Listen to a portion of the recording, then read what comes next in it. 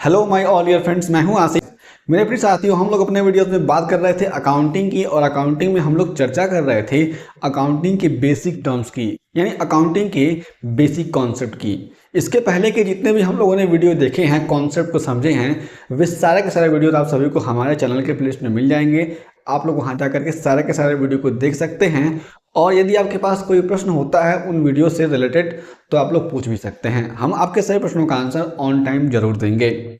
आज के इस वीडियो में हम लोग बेसिक अकाउंटिंग टर्म्स में समझने वाले हैं कि एक्सपेंडिचर क्या होता है, रेवेन्यू क्या होता है, डिस्काउंट क्या होता है, और इंसॉल्वेंट, और साथ ही साथ सॉल्वेंट का मतलब क्या होता है। हम लोग जब एक्सपेंडिचर की बात करेंगे तो इसमें हम लोग पढ़ेंगे इसके क्लासिफिकेशन को। साथ ही साथ जब हम लोग बात करेंगे डिस्काउंट की, तो डिस्काउंट में हम लोग इसके क्लासिफिकेशन को पढ़ेंगे। फिर हम लोग यहाँ पे जिनकी चर्चा करेंगे सबके परिप्रेक्ष्य में हम लोग एग्जाम्पल को भी समझेंगे। सबसे पहले देखते हैं एक्सपेंडिचर। एक्सपेंडिचर के बारे में कहा गया है कि any disbursement of cash or transfer of property or incurring a liability for the purpose of acquiring an assets or services is called expenditure। यानी कोई भी खर्चा किया जा रहा है, ठीक है ना, यानी कोई भी कैश दिया जा रहा है या फिर किसी भी प्रॉपर्टी की ट्रांसफर की जा रही है, कोई भी प्रॉपर्टी ट्रांसफर किया जा रहा है, या फिर इनकरिंग लाइबिलिटीज, या फिर कोई भी लाइबिलिटी ली जा रही है, ठीक है ना, किसके लिए, किसी भी एसेट्स को अक्वायर करने के लिए या फिर सर्विस लेने के लिए, तो उस एसेट्स के एक्विजिशन पर जो भी खर्चा किया जाएगा उसको हम लोग एक्सपेंडिचर कहेंगे। ये बात आप लोग समझेंगे। यहाँ पे आप लोगों ने पहले समझा होगा एक्सपेंस। तो एक्सपेंस और एक्सपेंडिचर दोनों में बहुत अंतर होता है। हम लोग आगे एक वीडियो में समझ लेंगे कि किस तरीके से एक्सपेंस एक्सपेंडिचर से अलग होता है और एक्सपेंडिचर एक्सपेंस से अलग होता है। आगे बात करते हैं तो कहा गया है it means that any type of payment, यानी किसी भी तरह का payment for the receipt of a benefit is termed as expenditure. यानी किसी भी तरह का हम लोग एक्सपेंडिचर कर रहे हैं, किसी भी तरह का हम लोग पेमेंट कर रहे हैं, जिससे क्या होता है, हमें कोई ना कोई बेनिफिट अराइज होता है, उस तरह के पेमेंट को हम लोग यहाँ पे एक्सपेंडिचर का नाम देते हैं। एक बार और हम लोग रिकैप कर लेंगे तो हमें और बातें समझ में आ जाएंगी। एनी डिसबर्समेंट ऑफ कैश, यानी हमने कैश का कोई भी डिसबर्समेंट किया, आर ट्रांसफर ऑफ प्रॉपर्टी, या फिर हमने कोई भी प्रॉपर्टी ट्रांसफर किया, आर इनकरिंग लाइबिलिटीज, या फिर हमने कोई भी लाइबिलिटी बियर करी, लाइबिलिटी ली, for the purpose of acquiring an asset, हमने क्या किया, जो ये तमाम तरह के कार्य करे, इसका मकसद ये था कि हम लोग क्या करें, एसेट को अक्वायर करें या फिर सर्विस को अक्वायर करें। इसको हम लोग कहेंगे क्या, एक्सपेंडिचर कहेंगे। इसके बारे में और भी कहा गया है कि किसी भी तरह का पेमेंट है जिससे क्या होता है, हमें बेनिफिट रिसीव होता है, उस तरह के पेमेंट को हम लोग एक्सपेंडिचर का नाम देते हैं। हम लोग जब कभी भी एक्सपेंडिचर को क्लासिफाइड करते हैं तो हमारे पास दो तरह के एक्सपेंडिचर आते हैं। पहला होता है कैपिटल एक्सपेंडिचर, ठीक है, दूसरा होता है रेवेन्यू एक्सपेंडिचर।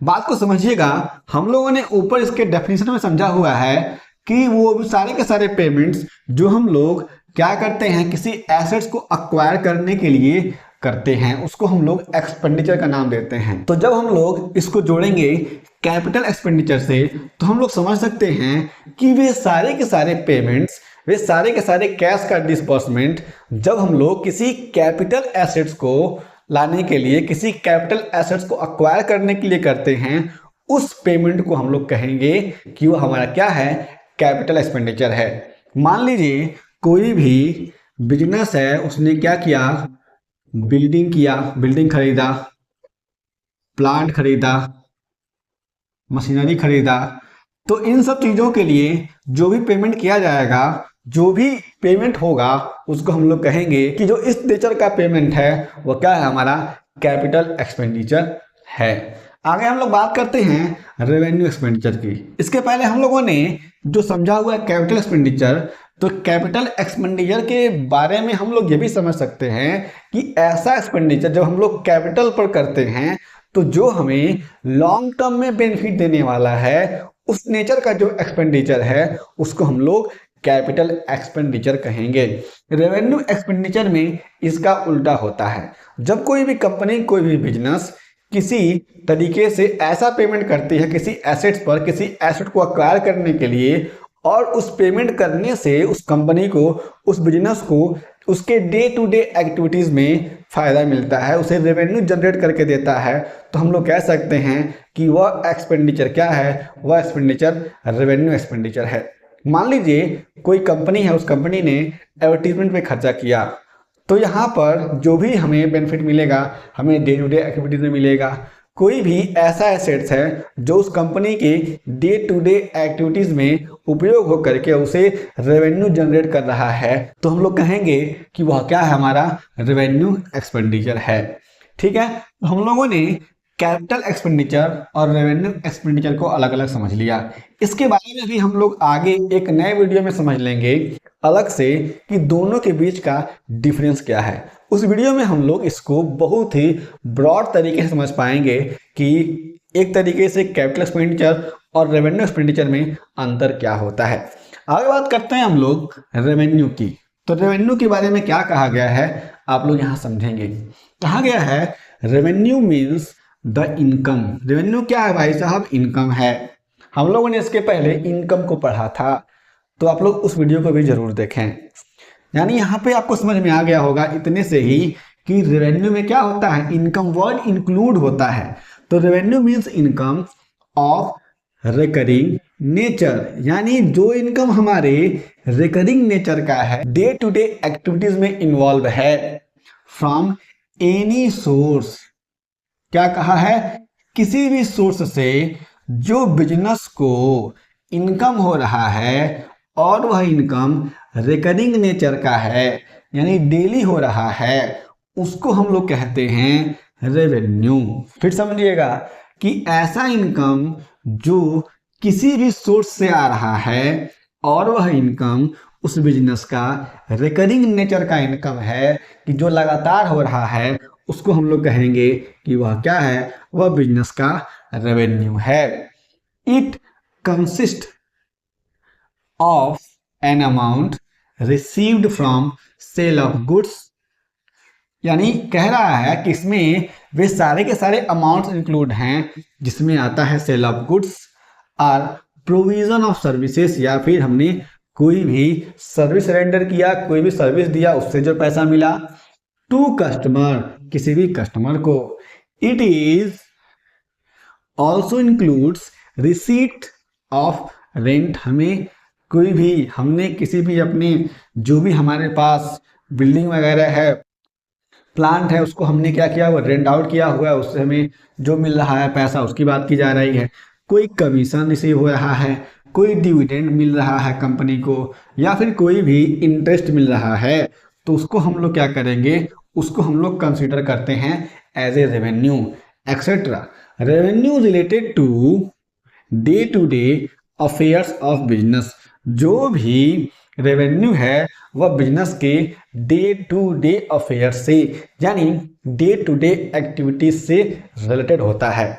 यहाँ पर हम लोगों ने अभी रेवेन्यू को समझ लिया।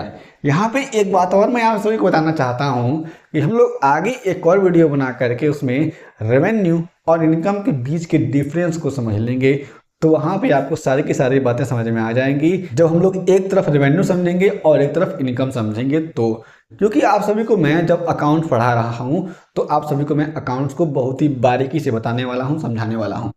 आगे बात करते हैं डिस्काउंट की।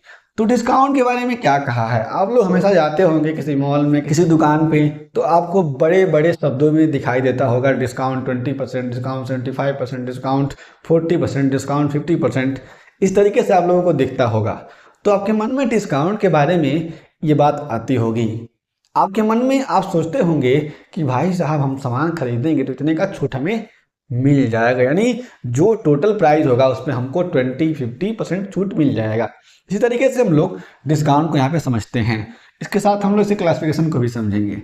यहाँ पे डिस्काउंट के परिप्रेक्ष्य में कहा गया है कि discount is either an allowance offered by the seller of goods out of selling price, यानी जो डिस्काउंट है वह क्या है, अलाउंस है जो ऑफर किया जा रहा है सेलर के द्वारा।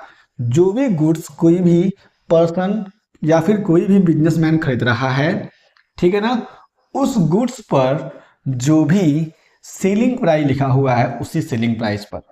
आप लोग शॉर्ट टर्म में समझेंगे कि कोई भी गुड्स है, उस गुड्स को कोई भी सेलर या फिर कोई भी बिजनेसमैन बेच रहा है और कोई बायर है वह खरीद रहा है।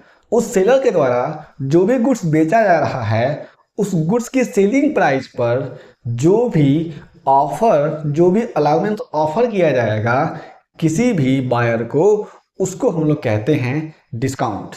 ठीक है, अभी हम लोग एग्जांपल भी समझेंगे। Of goods or deduction for making prompt payment, या फिर जो भी पेमेंट किया जाएगा उस गुड्स के खरीदने पर बायर के द्वारा, उसके पेमेंट पर जो भी डिडक्शन मिलेगा किसको, बायर को, तो उस डिडक्शन को हम लोग कह सकते हैं कि वह क्या है, डिस्काउंट है। आप लोगों ने जब यहाँ पर इसको समझा है तो दो बातें समझी हैं। या तो जो अलाउंस ऑफर किया जा रहा है सेलर के द्वारा बायर को, या फिर बायर जो है जब पेमेंट कर रहा है उसके पेमेंट करने की स्थिति में, पेमेंट करने पर जो भी डिडक्शन उसे दिया जा रहा है उसको हम लोग कहते हैं, यहाँ पर क्या कहते हैं, डिस्काउंट कहते हैं। अब यहाँ पर जो डिस्काउंट है इसको दो कैटेगरी में डिवाइड कर दिया गया है। पहला किया गया है ट्रेड डिस्काउंट में, दूसरा है कैश डिस्काउंट में। यानी ऐसा डिस्काउंट जो ट्रेड यानी बिजनेस से, जो भी रेस्पेक्टिव बिजनेस है उससे जुड़ा हुआ है। यहाँ हम समझेंगे कि ऐसा डिस्काउंट जो सेलर के द्वारा बायर को, जब कोई भी बायर किसी भी गुड्स को खरीदने आता है तो बिना मांगे उसे ऑफर कर दिया जाता है, उस कैटेगरी के डिस्काउंट को हम लोग कहेंगे कि वह क्या है, ट्रेड डिस्काउंट है। मान लीजिए कोई भी दुकान है जहाँ पर कोई भी आप गए टी शर्ट खरीदने के लिए, वहाँ पर उस टी शर्ट का दाम मान लीजिए 100 रुपये है, एग्जाम्पल लेता। ठीक है, आप लोग क्या किए, उसको खरीदे, उसको ले लिए। जब आप बिलिंग कराने गए तो वहाँ पर जो भी अकाउंटेंट था, आप लोग वहाँ पे गए तो उसने क्या किया, 100 में से 10% अपने आप माइनस करके आपको 90 रुपये में वह टी शर्ट दे दिया। तो क्या हुआ, यहाँ पर यह डिस्काउंट जो भी सेलर है उसके द्वारा बायर को ऑटोमेटिक ऑफर किया जा रहा है, बिना कुछ कहे ऑफर किया जा रहा है, अलाउंस दिया जा रहा है। तो इस कैटेगरी के डिस्काउंट को हम लोग कहेंगे कि क्या है, यह ट्रेड डिस्काउंट है। और मान लीजिए आप गए दुकान पर, दुकान पे आप लोगों ने 1000 पीस खरीदा टी शर्ट, ठीक है, सबका दाम 100 रुपये था। ठीक है, मान ली कुछ यहाँ पे पेमेंट हुआ।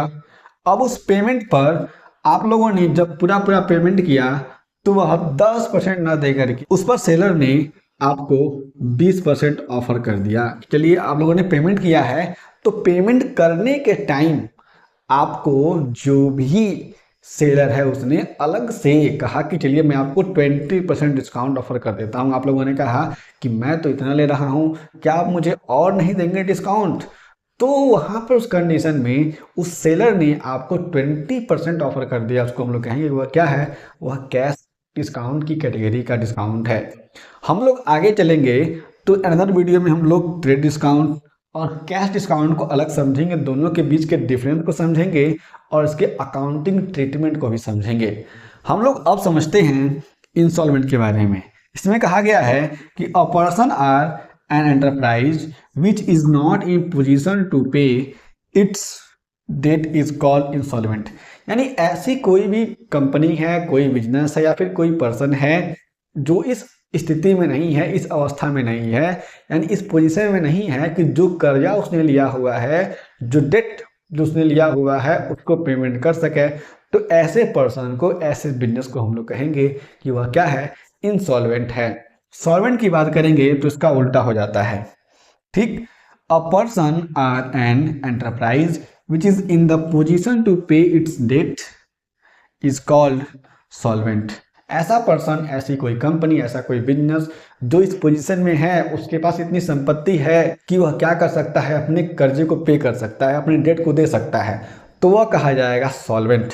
तो यहाँ पर हम लोगों ने इस वीडियो में समझा कि एक्सपेंडिचर क्या होता है, इसके क्लासिफिकेशन को समझा, रेवेन्यू क्या होता है समझा, डिस्काउंट क्या होता है इसके क्लासिफिकेशन को समझा, फिर हमने समझा इंसॉल्वेंट और सॉल्वेंट क्या होता है। यदि आपके पास कोई प्रश्न होते हैं तो आप निश्चय ही अपने सारे प्रश्नों को बता सकते हैं। आपके सही प्रश्नों का आंसर हम लोग ऑन टाइम करेंगे। हम लोग फिर से मिलेंगे एक नए वीडियो के साथ, तब तक के लिए जय हिंद।